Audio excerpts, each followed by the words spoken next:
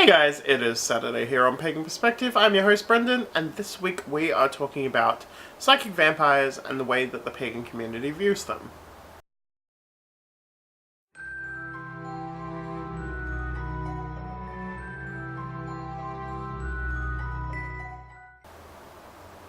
So our question this week comes from Devin, Montgomery. I will put all the details from it below, but to summarize it, it's really... so Devin identifies as a psychic vampire and finds it difficult to interact with other people within the pagan community because of this, because of the stigma attached to the title and words psychic vampire, which often, from what I can understand, links to kind of a different describer of another kind of person. So let's start somewhere. So psychic vampires, the way that, like, there's kind of two different definitions or describers here. There's the legitimate psychic vampires, and then there's the just energy suck people who take up time and all that sort of thing. So let's start with psychic vampires. So they are people that feed on, siphon off, can take energy from people, places, like life forms, that sort of thing, and use that to help nourish themselves. Then you have the psychic vampires that we're often told about within the pagan community, which are those people that just generally are an energy suck. So they will just, whether it be through enthusiasm, just through like foul moods, or just neediness, they tend to be draining and just not pleasurable to be around, sort of thing. And they are clearly two different things here. So psychic vampires can hone and develop their skills, so that they often have people that may be donors that they can siphon energy off. They may be able to go into like large crowds and take energy from that, or they might just be able to take energy from the nature and environment around them. So there's that sort of thing. But these other people that are just general... I'm trying to think what the... energy vacuums, maybe? They just suck it up. They just...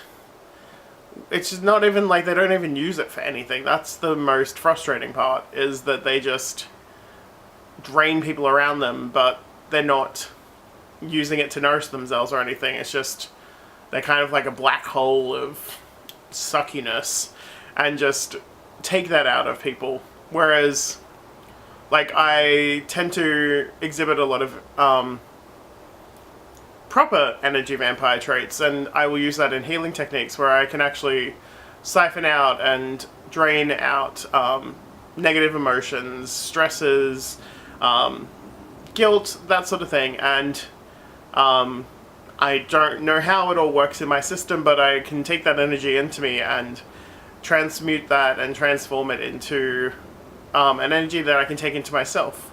And I can also, I've learned to develop this skill so that if people are running at high energy and can't ground, I can hold them, help them ground, and also siphon off any excess energy that they have.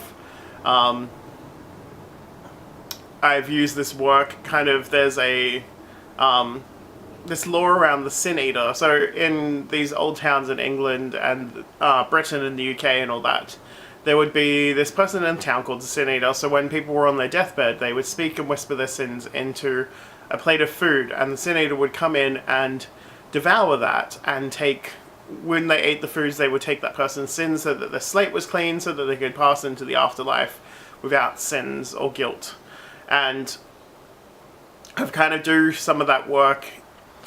I easily do that work for myself, but I taught at a witch camp the techniques that you could use to, we actually had people draw out their, it was more, I think it was a guilt or a sin that we had, and they drew it out into an apple before them, and they put that into the apple, and then what we did is invoked the energy of the Sin Eater into our mouths, and devoured that apple, and took it into our system, and it became the seed to a pearl of wisdom that we were working with. And then, so as we took that seed in, the body then like a pearl would, so like an oyster would make a pearl, we started to put layers of calcifying solution over the outside, smoothing it and caring for it so that we, from this little grit and grain of sin or guilt, we ended up having this beautiful pearl of wisdom. So there is processes that you can go through in dealing with community. I think it's really about clarity is more than anything, and helping break those misconceptions that energy vampires just willy-nilly feed off everyone.